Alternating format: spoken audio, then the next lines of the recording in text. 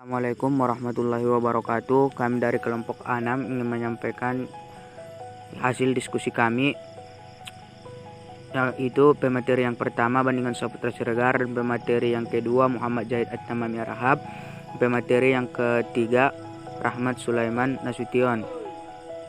Dan pemateri yang pertama kami persilahkan. Bismillahirrahmanirrahim. Nama saya Bandingan Saputra Siregar, NIM 0206203010.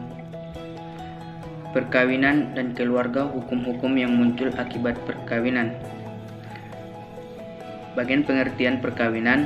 Perkawinan adalah pertalian yang sah antara seorang laki-laki dan seorang perempuan untuk waktu yang lama. Undang-undang memandang perkawinan hanya dari hubungan keperdataan. Demikian pada 26 BW bahwa suatu perkawinan yang sah hanyalah perkawinan yang memenuhi syarat-syarat yang ditetapkan dalam Kitab Undang-Undang Hukum Perdata. Bagian tujuan dan hukum dan asas hukum perkawinan. Tujuan hukum Islam. Tujuan hukum Islam adalah kemaslahatan hidup manusia, baik rohani maupun jasmani, individual dan sosial. Kemaslahatan itu tidak hanya untuk kehidupan di dunia saja, tapi juga untuk kehidupan yang kekal di akhirat nanti. Tujuan hukum Islam ada 5, yaitu agama, jiwa, akal, keturunan, dan harta. Bagian asas hukum perkawinan.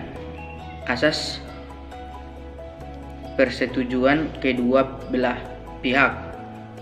Asas kebebasan pemilih, asas kemitraan suami istri, asas untuk selama-lamanya, dan asas monogami terbuka, dan asas kesukarelaan. Pengertian keluarga. Keluarga adalah mengatur hubungan hukum atau peraturan baik tertulis maupun tidak yang terkait dengan keluarga yang sedarah dan keluarga karena perkawinan.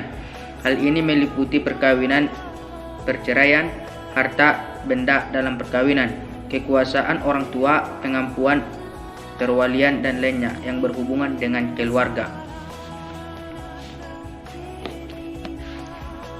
Bagian hukum-hukum yang muncul akibat perkawinan. Hukum keluarga sangat penting karena adanya sangkut pautnya dengan hubungan anak dengan orang tua. Hukum waris, perwakilan, pengampuan. Dalam hukum perkawinan dibagi menjadi 2, yaitu yang pertama hukum perkawinan, yang kedua hukum kekayaan dalam perkawinan. Perkawinan juga menjadi adanya aturan hukum yang mengatur hak dan kewajiban antara suami dengan istri yang diatur dalam Undang-Undang Nomor 1 tahun 1974 bab keempat pasal 30 dan menjelaskan hak dan kewajiban dalam pasal 31. Bagian akibat-akibat hukum lain setelah dilangsungkannya perkawinan dalam Undang-Undang Nomor 1 tahun 1974. Yang pertama, suami memikul kewajiban hukum untuk menegakkan rumah tangga yang menjadi sandi besar dari susunan masyarakat. Yang kedua, suami istri wajib saling mencintai, hormat menghormati, setia, dan memberi bantuan lahir dan batin yang satu kepadanya yang lain. Yang ketiga, hak dan kedudukan istri seimbang dengan hak dan kedudukan suami dalam kehidupan rumah tangga dan pergaulan hidup bersama masyarakat. Yang keempat, suami istri sama-sama berhak untuk melakukan perbuatan hukum. Yang kelima, suami adalah kepala rumah tangga dan istri adalah ibu rumah tangga. Suami wajib melindungi istrinya dan memberi segala sesuatu keperluan dalam rumah tangga. Dan yang keenam, suami istri harus mempunyai kediaman yang tetap yang ditentukan secara bersama. Sekian dari saya. Terima kasih kepada Badruddin Saputra. Saya akan membacakan materi selanjutnya. Pembagian sistem kekerabatan.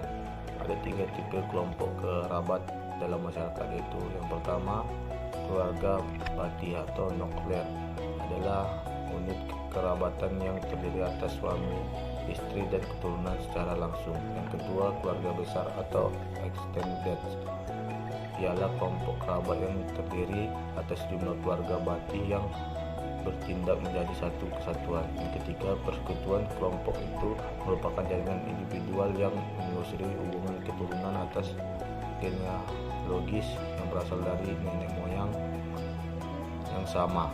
Persekutuan kelompok itu yang meliputi ratusan atau ribuan orang. Sistem pemukiman dan keturunan. 2 ciri sistem kekerabatan yang paling penting adalah Yang pertama, sistem pemukiman atau residence. Sistem pemukiman atau tempat tinggal yang digunakan oleh masyarakat dunia sebagai berikut. A. Patriarkalitas, yaitu pasangan nikah yang tinggal dalam rumah tangga alias si suami.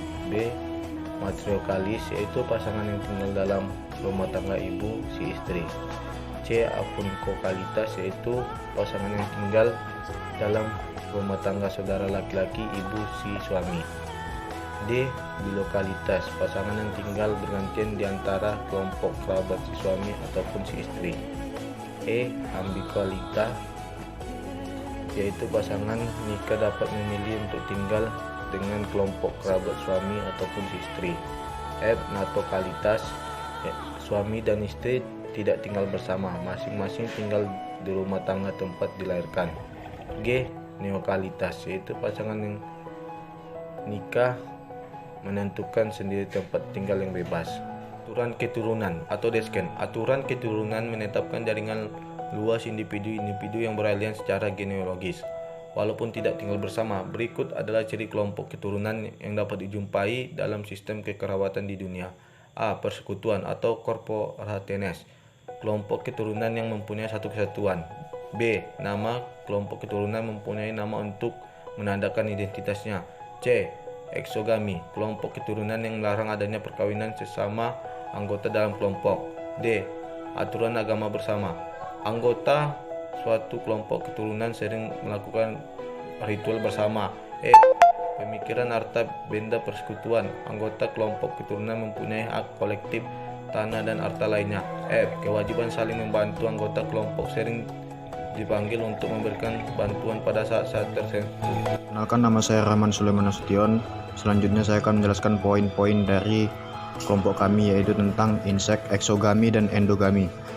Yaitu menghindari perbuatan subang dimaksudkan untuk mencegah hubungan seks di antara kerabat dekat, khususnya anggota-anggota keluarga batin. Sedangkan eksogami justru sebaliknya, yakni melarang perkawinan di antara anggota persekutuan luas karena menggunakan prinsip endogami yang mengharuskan mencari pasangan di lingkungan sendiri, sehingga sistem kekerabatannya menjadi sangat dekat.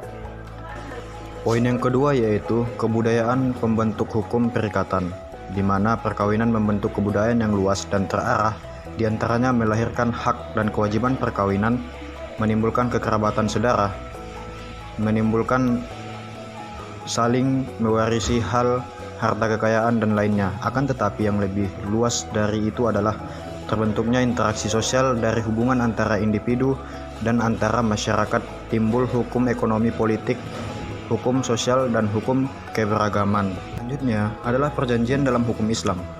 Dalam hukum Islam,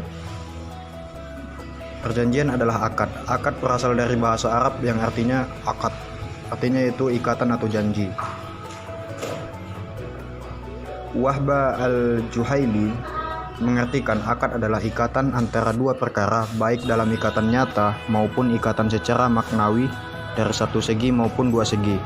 Adapun pengertian umumnya yaitu adalah segala sesuatu yang dilaksanakan dengan perikatan antara dua pihak atau lebih melalui proses ijab dan kabul yang didasarkan dengan ketentuan hukum Islam yang memiliki akibat hukum pada para pihak dan objek yang diperjanjikan, yang berkaitan dengan aktivitas perdagangan, perwakafan, hibah, perkawinan, dan pembebasan. Pembentukan akad dipenuhi dalam unsur berikut. Yang pertama yaitu sigat akad, yang kedua teknik mengucapkan akad, yang ketiga persyaratan akad, yang keempat batalnya ijab, yang kelima subjek akad. Dan dalam praktik perikatan dalam Islam diantaranya adalah sebagai berikut. Yang pertama yaitu perburuan dalam Islam adalah akad yang di atas manfaat barang atau jasa. Jual beli adalah pertukaran benda dengan benda lainnya dengan saling merelakan atau memindahkan hak milik. Yang ketiga yaitu syirkah, artinya bersekutu atau kerjasama dalam konteks bisnis yang dilandaskannya adalah percampuran modal dari kedua belah pihak. Yang poin keempat adalah kafalah, adalah artinya memberikan pertolongan kepada orang lain dengan jaminan, dan jaminan itu dikembalikan sampai orang yang berutang dapat melunasi utangnya. Yang kelima adalah kasab. Dalam bahasa Indonesia itu kasab. Artinya mata pencarian, bisa juga dikatakan usaha dan pekerjaan yang dilakukan oleh manusia.